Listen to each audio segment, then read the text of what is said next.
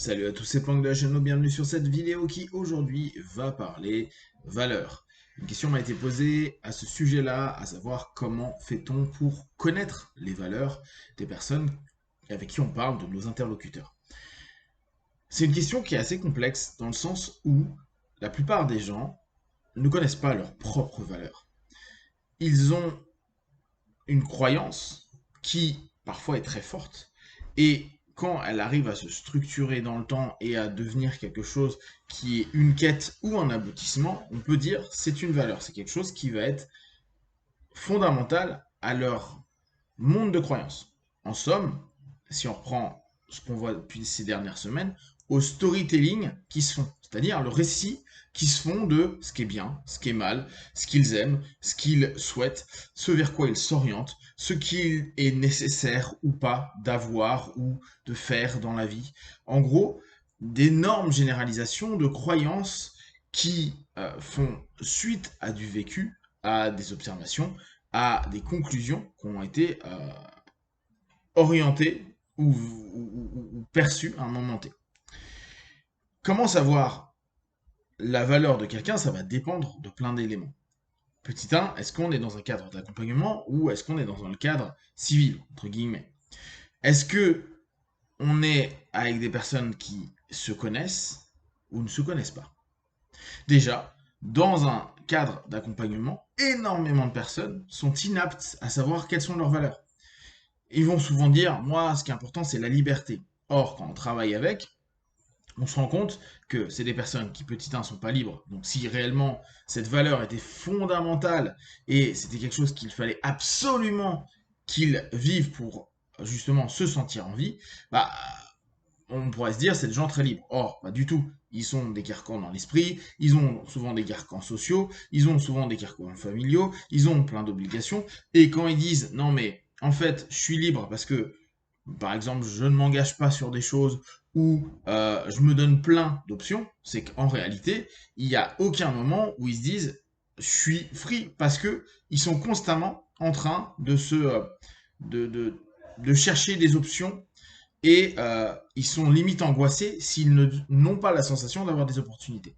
La plupart du temps, les personnes qui vendent des valeurs sont des personnes qui n'ont pas ces valeurs-là. On pourrait voir la valeur comme une orientation, une quête des personnes par rapport à ce qu'ils aimeraient être, vivre, ressentir, percevoir, puis après, vu qu'on généralise, que les autres aient les mêmes points et les mêmes quêtes. Certains ont leur valeur, c'est-à-dire qu'ils ont travaillé sur eux, ils se sont pris la tête pour se battre pour obtenir cet élément, à dire, je sais pas, j'ai ma valeur très classique travail, euh, mais au bout du compte, c'est parce qu'ils savent que c'est des grosses feignasses. Ils savent que ils ont hyper galéré à se maintenir dans le travail. C'est comme si c'était quelque chose qui était important mais qui n'était pas acquis. Et quand on l'acquiert, c'est jamais sûr qu'on le maintienne. Le problème, c'est que vu qu'on se raconte des histoires autour de ce qu'on va estimer être une valeur, parce que socialement c'est bien vu, parce que ça nous valorise. On se dit, ah, c'est ça, ça c'est une de mes valeurs fortes. Oui, mais tu fais rien pour être dedans, pour avoir une congruence, c'est-à-dire que entre ce que tu dis, ça c'est ma valeur amitié, et la réalité, c'est que tu n'en as rien à branler de tes potes, ou tu fais n'importe quoi avec, ou tu les écoutes pas, ou tu aimes tes potes simplement pour être narcissique, bah au bout du compte, tu l'as pas du tout, ta valeur amitié. Tu as juste l'idée que l'amitié c'est bien, tu as la croyance, mais c'est pas du tout quelque chose qui s'est structuré, s'est développé, mais l'image est sympa. De dire, bah voilà, moi j'ai telle valeur, des valeurs, bah, on peut reprendre ceux de nos drapeaux, hein, égalité, fraternité et liberté. Se dire, bon bah voilà, c'est ça vers quoi on aimerait tendre, c'est nos valeurs fondatrices. Néanmoins, bah on les a pas. On n'arrivera de toute façon pas à les avoir complètement. Mais on aime bien se raconter ce truc de se dire, bah oui, en fait, on est l'égalité, on a de l'égalité. Non, on tend vers un système qui se veut dans de l'égalité, mais qui automatiquement le sera pas, parce qu'il y aura toujours des plus, des moins, il y aura automatiquement bah, des systèmes, des moments, des périodes qui vont empêcher cette dynamique-là, Et donc, bah, il n'y aura pas, l'idée y est, c'est beau de le dire, on cherche à être un pays d'égalité. Néanmoins, bah non, c'est bien, il y a des disparités sociales, des disparités éducatives, des disparités financières, etc., etc. Et on le sait très bien. Donc, cette démarche, elle est importante à prendre en compte. La plupart des gens vont vendre des valeurs qu'ils n'ont pas. Et plus quelqu'un te dit ça c'est important, donc on pourrait se dire ça c'est une valeur, c'est-à-dire quelque chose qui est remis constamment sur le tapis, plus il y a de chances que ça soit pas du tout quelque chose qu'il a. C'est quelque chose auquel il adhère, il aime cette idée, mais pas du tout quelque chose auquel il parvient à obtenir ou à grappiller quelque chose, voire à être donc congruent dans cette démarche. Donc, nous, pendant un accompagnement, c'est assez facile parce qu'on pose pas mal de questions et souvent les blocages, ils vont dire non mais je peux pas parce que ma morale me dit ça, parce que ma croyance, ma valeur de tel ou tel truc est tellement importante que je ne pourrais pas changer, je n'admets pas ça, je suis contre ceci ou cela, etc., etc. Et quand on commence à décomposer le principe, ben, on se rend bien compte que c'est pas du tout quelque chose qui est en haut de la pyramide. Donc c'est pas du tout une valeur. C'est une idée, un concept, quelque chose d'agréable, une croyance la plupart du temps. Quelque chose de cool, mais bon, qui peut switcher comme ça. N'oubliez pas, hein, les croyances peuvent switcher assez rapidement. On voit quelque chose, on lit quelque chose d'autre, il y a quelque chose qui nous frappe émotionnellement et tout. Notre croyance, elle peut disparaître et se réorienter ailleurs. Donc, en cabinet, c'est pas trop complexe. Dans la vie quotidienne, euh, bien sûr, la plupart du temps, on peut pas demander directement salut, c'est quoi tes valeurs? Voire, on peut. Quel est le problème de dire bah c'est quoi les choses importantes dans ta vie? Qu'est-ce qui pour toi est le plus ouais lumineux, fort, ce vers quoi tu t'orientes, tu te diriges, etc.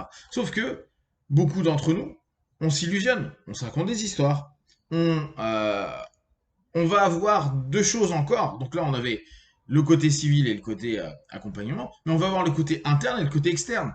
Le côté que je veux vendre avec mon masque, à te dire, bah voilà, moi ma valeur c'est ça, ça, ça, ça, ça, et je speech dessus, je papote beaucoup dessus, je te raconte un petit peu en distordant mon histoire de vie ou en distordant certains trucs, bah à quel point c'est important.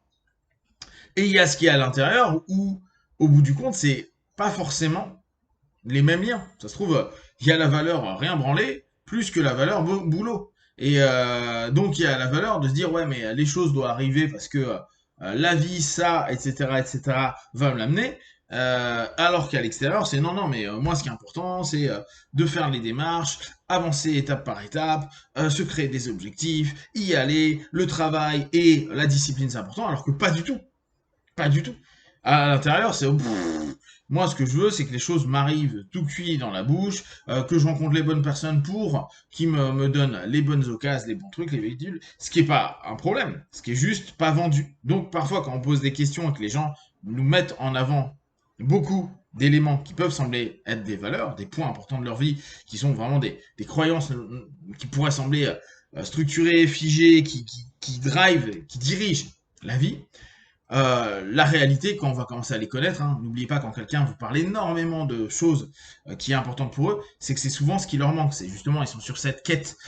Donc vous attendez pas à ce qu'il l'ait. Donc ne soyez pas déçus quand la personne qui vous a vendu quelque chose, dans ses actes, bah il y a complètement une dichotomie entre ses dires, parce que bah c'est souvent ce qu'il n'a pas. Et c'est la différence entre l'interne et l'externe, où bah, en externe je t'ai vendu ça, en interne tu sens que c'est pas tout à fait ok, et dans les faits, là où il va falloir agir, mettre en place, etc., là on est à des années-lumière pour qu'il y ait un lien et on comprend pas, on se dit mais pourtant tu m'as toujours dit que, ouais mais factuellement ce jour J tu l'as pas fait. Non, bah non parce que dans la réalité, c'est pas quelque chose qui est si important que ça. Or, souvent, les gens vont vous vendre la valeur comme étant hyper important, le truc le plus important de leur vie, blablabla. Bla, bla, bla, bla, bla. Et vraiment, pensez bien, plus on met en avant quelque chose, plus en général, c'est ce qui nous manque et qu'on aimerait, ou sur lequel on se focalise. Et on se dit, ouais, il faut que j'y arrive, il faut que je l'atteigne. Et c'est très bien, hein, la quête de la valeur est super, ce qui ne veut pas dire qu'on l'a. Donc, prenez euh, connaissance de la valeur au travers des histoires que vous racontez les gens, du storytelling,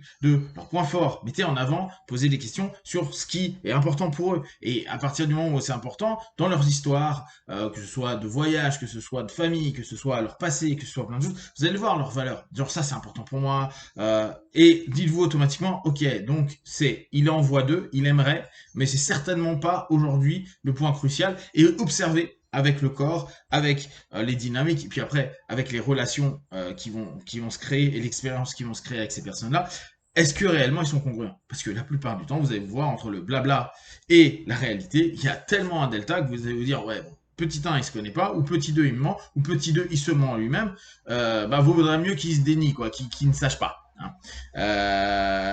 Ou tout simplement, il y a des moments, il y a des gens qui vont mettre en avant des valeurs qu'ils ont réellement, mais qui vont vous faire profondément chier, et vous entendrez même pas que c'est leur valeur, parce que ça vous convient pas, et que vous dites, bah non, cette personne-là, vu qu'on projette énormément dans votre histoire interne par rapport à ce que vous voyez de la personne, vous dites, non, non, et cette valeur-là, moi je le sais, alors que lui, ça fait déjà perpète qui a dit, non, ça m'intéresse pas du tout. On a aussi tous nos distorsions qu'on fait à longueur de temps dans nos relations. Si vous avez des questions et des remarques, partagez sur Facebook, YouTube, j'y répondrai le plus rapidement possible. Comme d'habitude, de tout ce que je propose, ne prenez que ce qui est bon juste pour vous. Testez, observez, analysez, concluez. Puis voilà, ciao.